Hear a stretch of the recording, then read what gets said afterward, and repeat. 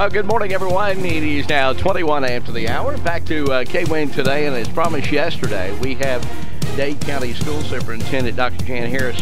She's in the studio with us this morning, and we'll be here all this both these live segments. We will not be taking phone calls. For those of you that are calling in, we're not going to be opening up the phones because it's very important that we go.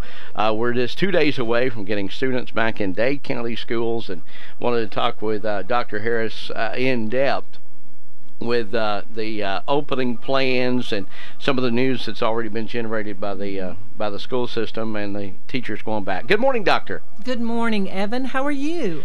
Very well this morning. Thank you, and thank you so much for coming in and being a part of the program. I will tell the audience that you have been more than helpful every time that we've asked questions or asked you to come in and share information. You have been ready to give us the information every time, and we thank you for that. I'm glad to do it. Well, let's start before we talk about the opening of schools. Let's go back here about a week or so, as the board decided to delay the opening of schools from August 7th to August the 13th. Teachers already back.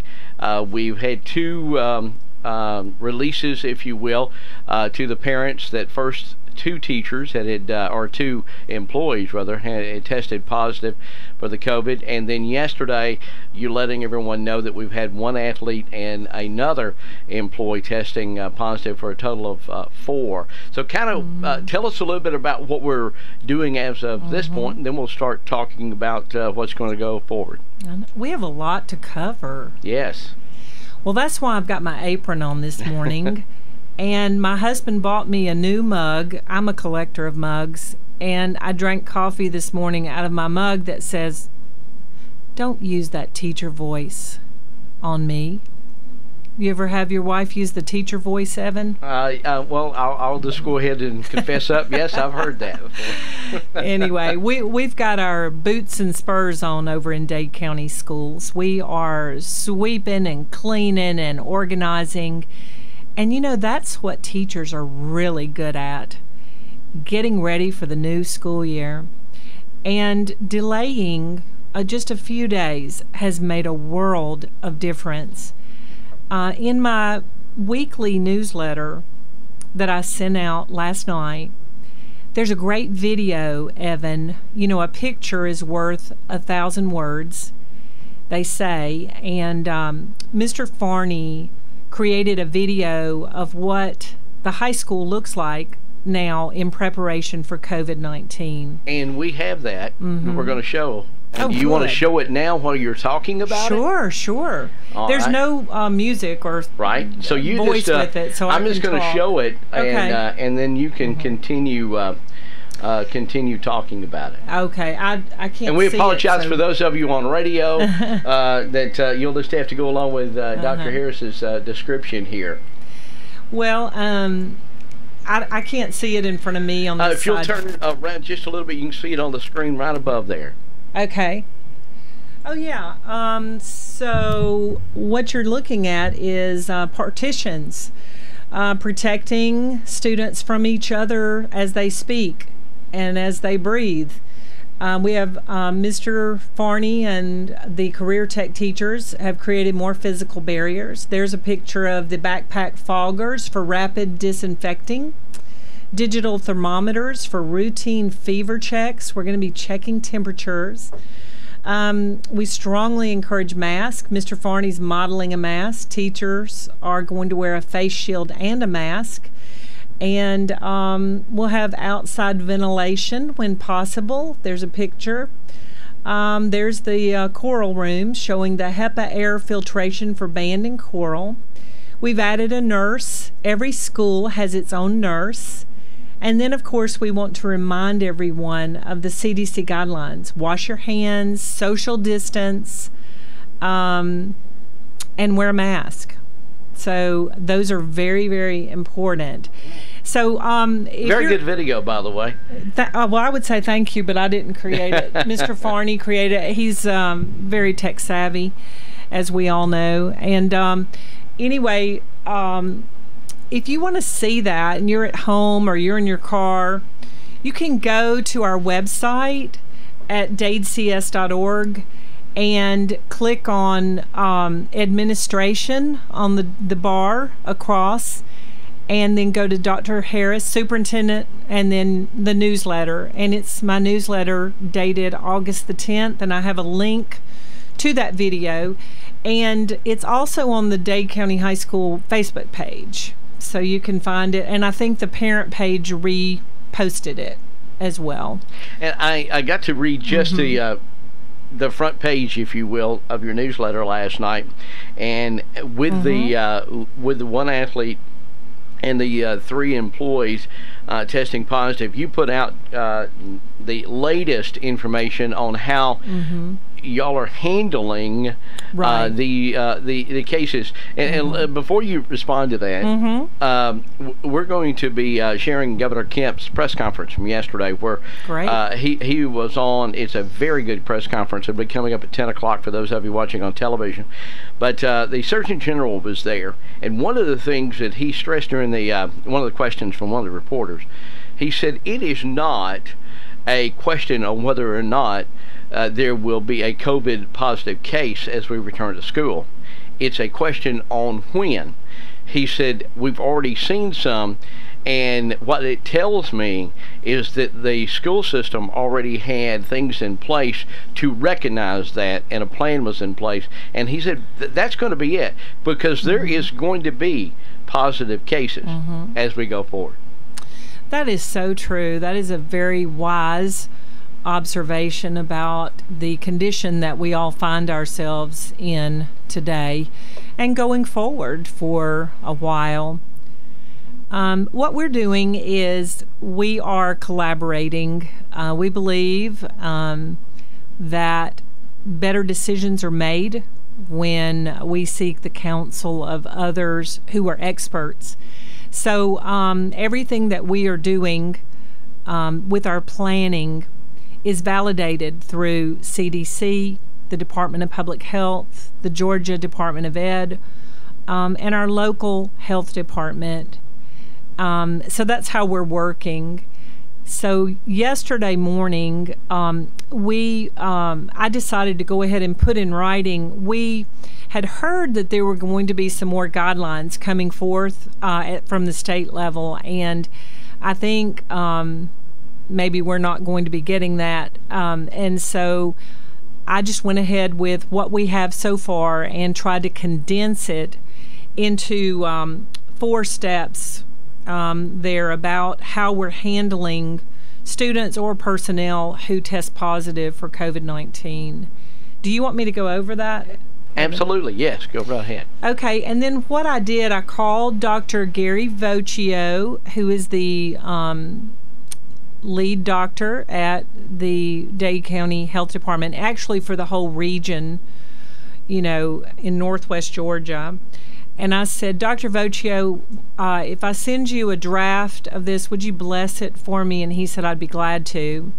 So he read it, and because I'm not a medical doctor, and the principals, neither the principals nor I want to be perceived as making medical declarations. And we do have nurses at each school now. The board has hired 2 additional nurses, but they are working in concert with the Dade County Health Department. So the first thing I did was define, what does it mean to be exposed? You know, you hear a lot in these guidelines about, oh, if you're exposed, then such and such. So number 1 is just a definition of what it means to be exposed. And Evan, it means that you are closer than 6 feet to someone who tests positive for more than 15 minutes without a mask. So again, the definition of being exposed is being closer than 6 feet without a mask for more than 15 minutes. So that helps you a lot to understand the context for the next 3 statements. So for example, if you're in a classroom setting and a student in the first seat in the right corner of the room tests positive, The student who's in the back corner of the room did not get exposed just because you're in that room.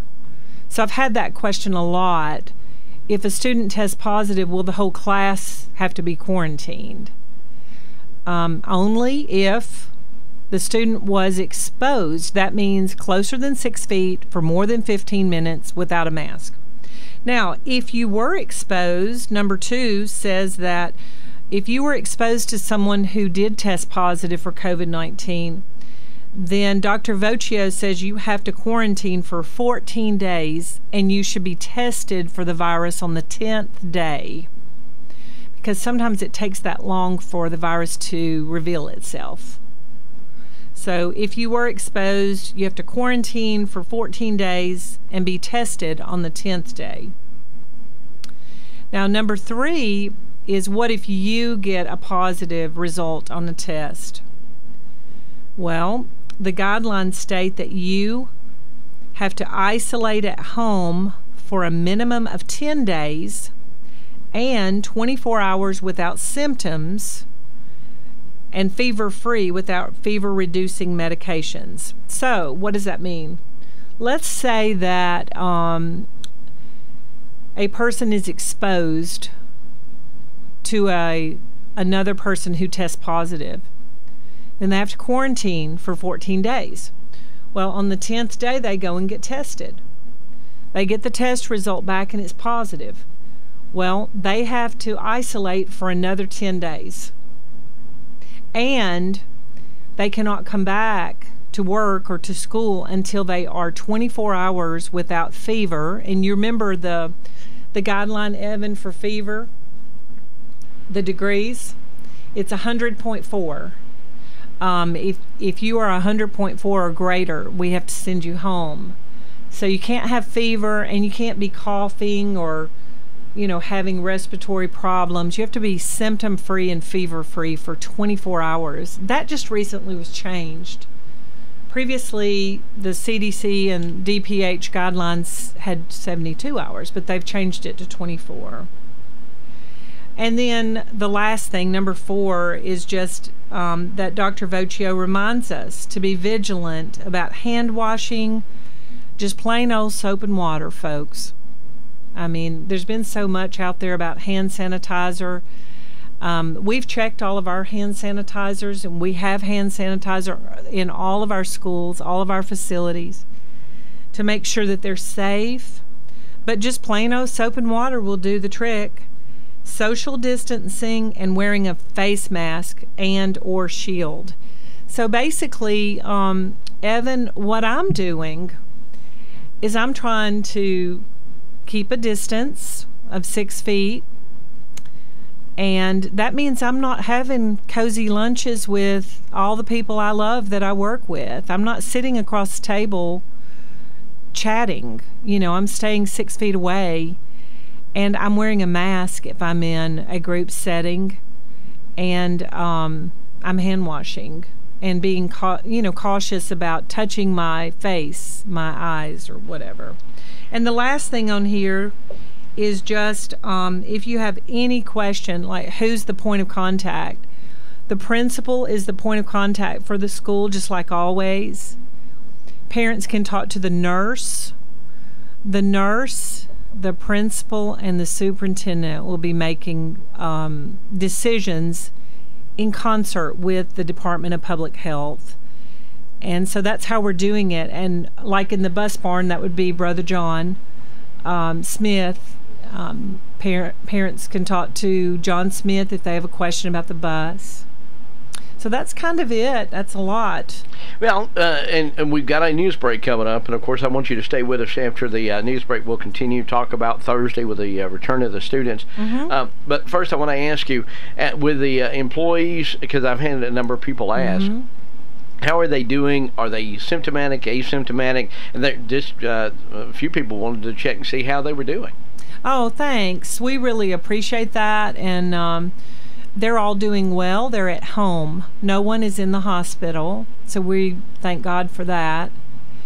And our student, I think, is doing fine as well. I haven't checked today on the 4 of them, but I think everyone's doing well. And we are doing our own contact tracing after a positive is revealed. And thank you for asking. Yeah, because we had some people ask about that. And just before we go to the break, I will tell you the latest county by county, because they're doing it on a 2-week notice, or 2-week basis now. As of last Friday, we were up to like 33, 34 cases in 2 weeks. As of today, we're down to 30. That's good.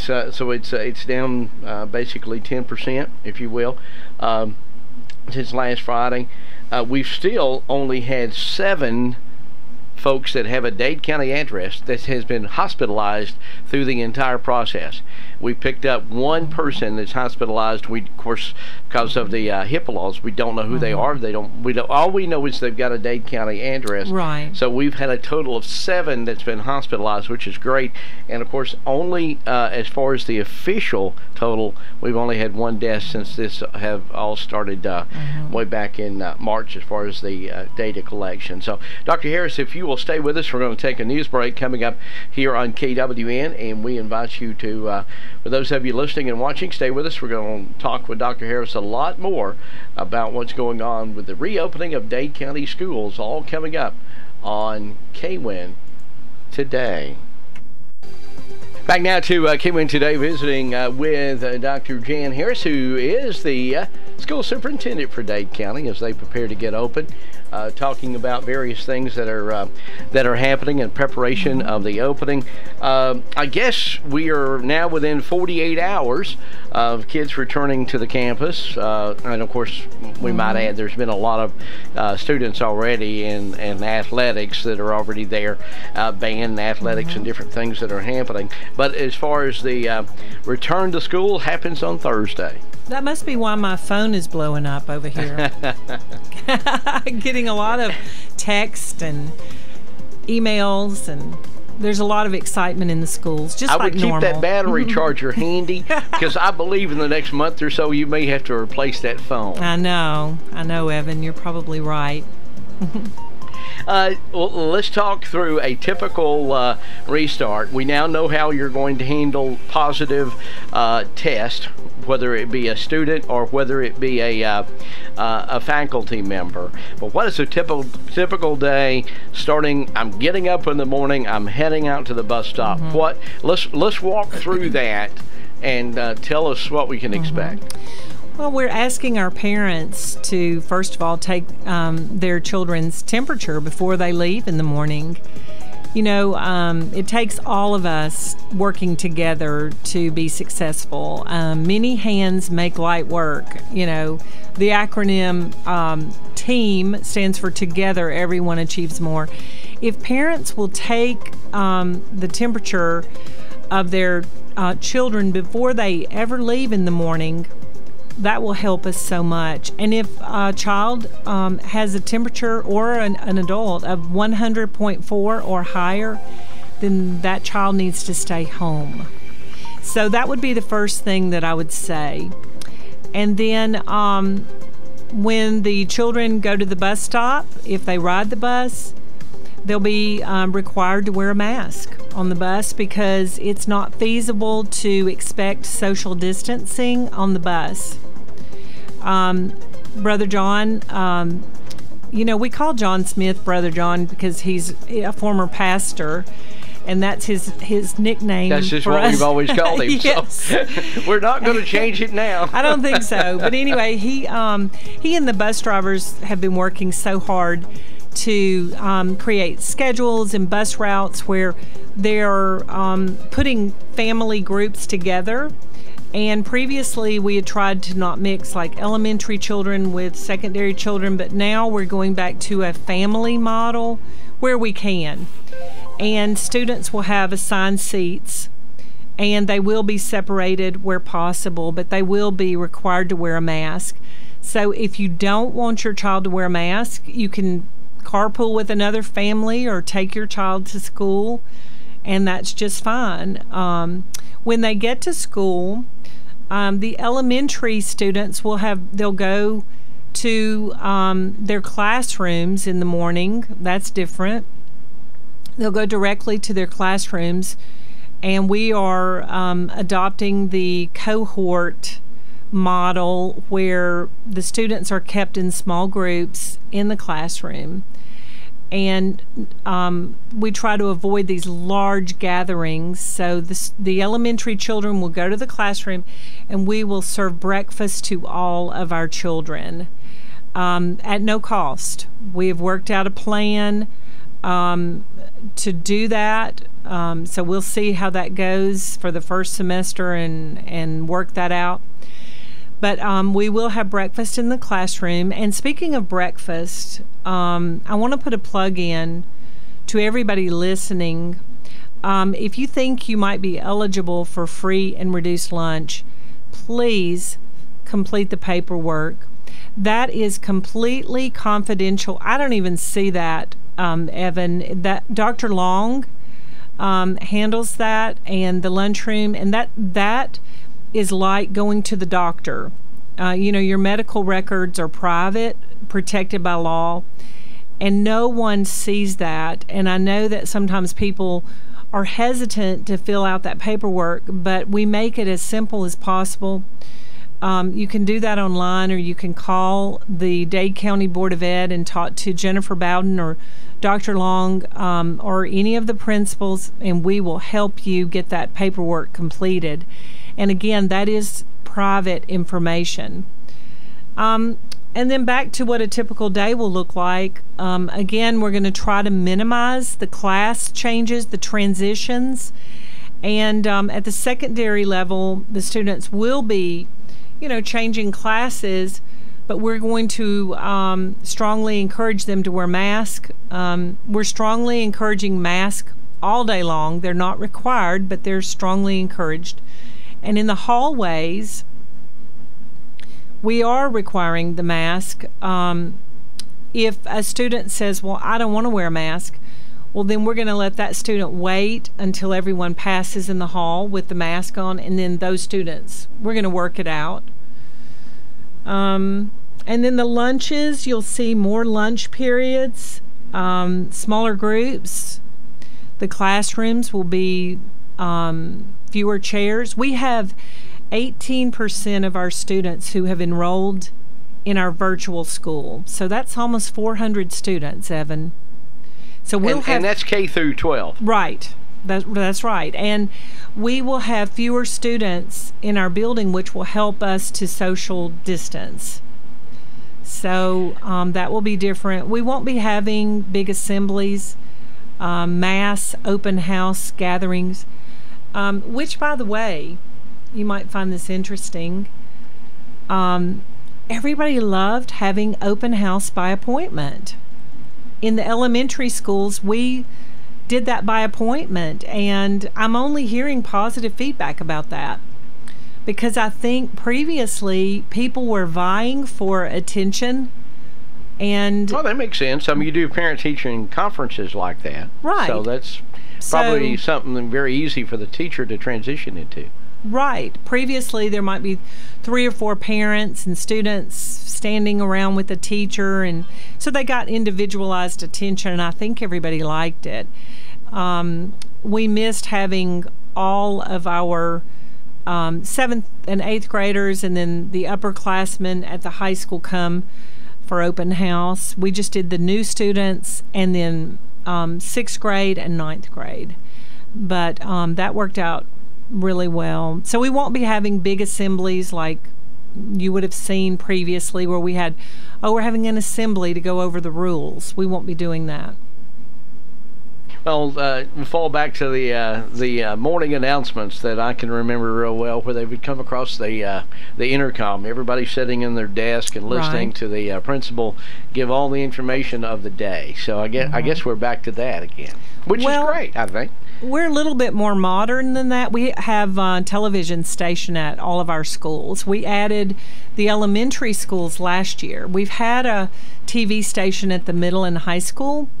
And last year, Josh Hurst and Will Martin helped get Davis and Dade Elementary set up. So they do the morning announcements video time each day. Very good, very good. So, a parent at home, and I do want to stress this. You were talking about your phone going off there. The Surgeon General, in the press conference and I'm going to go ahead and air it on radio. So if you're listening on radio or television, we're going to go right into this. I think it's very important for you to hear the governor, and also very important for you to hear the questions and answers coming from the reporters through the Surgeon General. And he said it's not if, it's when, and it's how we follow the guidelines that have been set already in place. And one of the things the governor did say, he said all of the authority has been given to the local school board that can best make the decision for their local community. He talked about that, and it'll be coming up. But I'm just getting information. This is in Hamilton County. 3 more students that were testing positive. Parents, from the Surgeon General, he says it's not if, it is when, but it's how the school systems deal with that is really how it's going to play out. And I think you've already seen you've already seen it here, where you're getting already positive tests from the faculty and for the students. And I think if anybody's listening out there and realizing that, we're going to be able to keep everybody from getting it, that was never really what the whole thing was about. It was about slowing the spread down. So, I can just imagine you're getting all kinds of information, but, the news media is going to put out every time there's a case, it's going to go out, and rightfully so. But I think for those of you listening out there, need to make sure that when you hear this information, you put it in perspective. And I'll let you go ahead. Doctor, we got about 3 or 4 minutes here.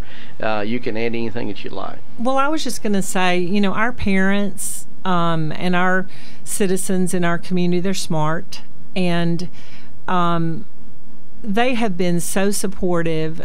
I have the greatest respect for our parents and our community members. We've had several who have written us notes or called and just left a message and said, we're praying for y'all.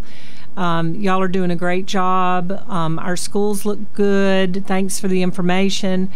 And I want to invite everyone to pray for our Dade County schools as we open, to protect our staff and our students, keep us healthy and strong so that we all can try to get back to normal, where people can go to work and children can learn. And, we want to focus on staying healthy. And yesterday at our principals meeting, I said Maslow is greater than Bloom. And 2 of the models that we use for teaching is, Maslow's hierarchy of needs. Well, the foundational need for all of us is safety, to have a house and to have food and to be, taken care of, to be healthy. And then Bloom's taxonomy for learning is like there's different levels of learning, and we always want to go to the top of the taxonomy, to the level where students are learning, they're analyzing, they're synthesizing information, they're creating projects. Well, Maslow is more important than Bloom right now, and that's what I told the principals. Our basic safety needs trump the hierarchy of learning, if you will. And children need to be back in school. The American Academy of Pediatrics, they have come out and said that children need to be back in school. The risk of them being home and being isolated is greater than the physical risk of being in school, according to the pediatricians group. And we're looking forward to getting our children back in school. They need to be having that social interaction, and school is a happy place, Evan. We have beautiful, clean environments. We have delicious, healthy food. We have beautiful, smiling faces to greet our children every morning on the bus and in the hallway and in the classroom and in the lunchroom. And so I love school. I've never even considered my job as a job. I consider it going to school. I'm going to school. I love school.